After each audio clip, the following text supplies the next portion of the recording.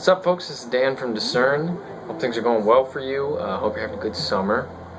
I listened to a new record about a month ago at this point, towards the end of July, from Kristene Dimarco, the new record Mighty. It is a live album. Kristene Dimarco is an artist and a worship leader from Redding, California, where actually this live album was recorded.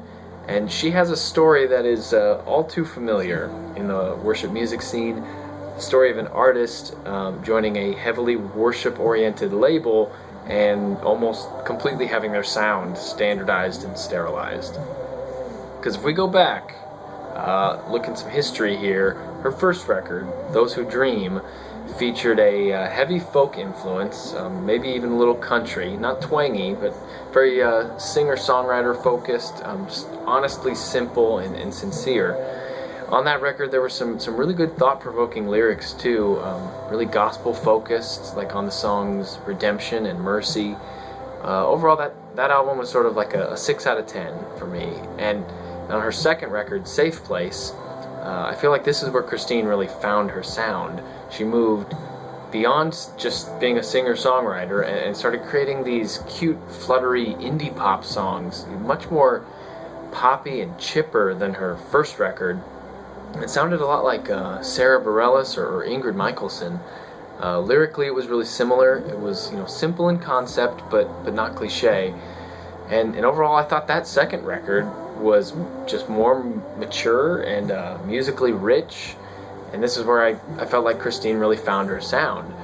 So we turned to this third record, where her first was pretty good for me, and her second was better, and I was highly anticipating then, I wonder what this one's going to be like. And to give you a little backstory onto maybe the sound of this record, this is her first release on the Jesus Culture label. And Jesus Culture and Bethel Music, if you've heard of that label as well, are both based out of the same church, Bethel Church in Sacramento, California. And if you've listened to either Bethel Music or Jesus Culture, you may have noticed their records sound kind of similar. They have a sound and a look.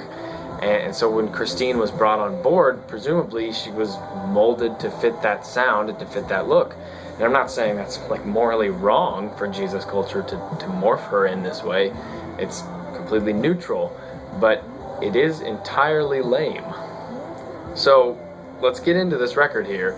They were all new songs on this record, except for the song It Is Well, which she previously recorded and released on a Bethel Music record last year, and Lily's song Praise the Lord, which was from her first record.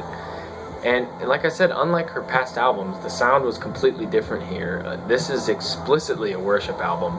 It's written for the church, to be sung by the church. In terms of sound quality, I had no complaints. It was a crisp, bold, passionate recording. Really great sound for being live.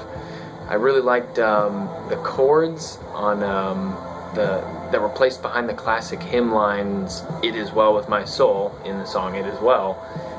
With a few tweaks, they were actually able to take this grand hymn and make it feel even grander. I also liked the gospel soul vibe on the track Mighty, the title track. The chorus rests on these powerful collection of voices, and the rising nature of that melody sung by the choir was really well balanced with the lyrics talking about rising, overcoming, lifting up. And also, just in terms of the lyrics, I guess, it was very similar to her other records in that it was simple, maybe a bit trite. There's a theme of a mighty God who is lovingly on our side. It's meant to be an encouragement to that. I wish it spoke more about the gospel, more about the work of Christ for us, like on the song Wonderful. But like most worship music these days, the focus in the songs is on our response to God. It's less reflective on what God has done and more anticipating what He will do now and in the future. And lyrically too, I had one primary frustration, which can be seen in the song Song of Your Love, among others.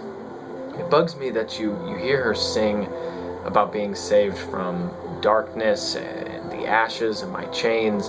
But when you read Romans, John, Galatians, Ephesians, you overwhelmingly see that God saved us from sin and from the penalty for sin, which are much more terrifying and serious than darkness, ashes, and chains, which can be appropriate synonyms at times. I just thought they were weak choices here. I also noticed, for the most part, the lyrics on this record are remarkably well focused. They're very intentional and purposed. They carry a consistent theme per song, except for the song Carry Me. Carry Me was probably the most generic worship song, definitely on this record, and one of the most generic I've ever heard. Almost every line was a vague cliche, and the problem with lyrics like this is that they're saying a whole lot of nothing. They're vapid and empty.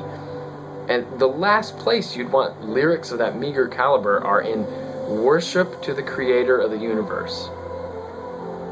Anyway, in closing, the unique nature of Kristene's sound, her songwriter and vocal style has basically been abandoned on this record, presumably because the real goal here was to make a Jesus culture record and not necessarily a Kristene Dimarco record.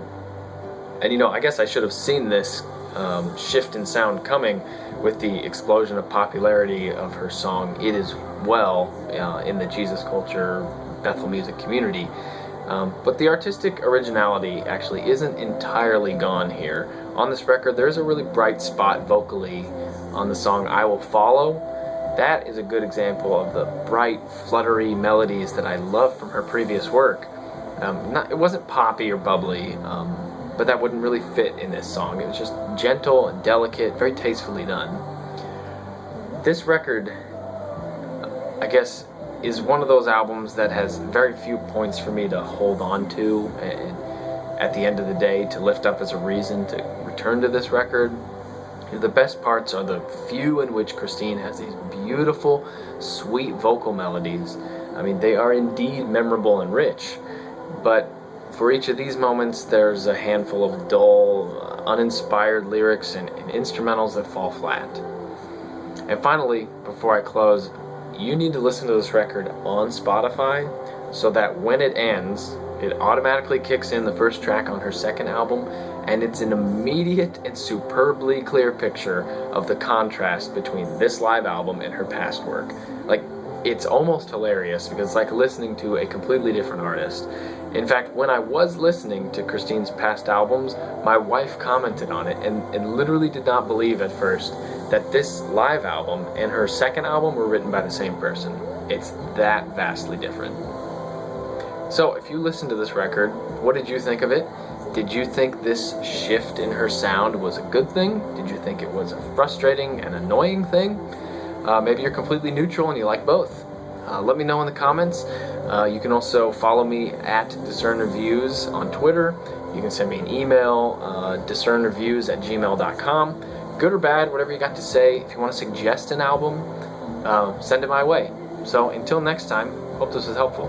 See ya.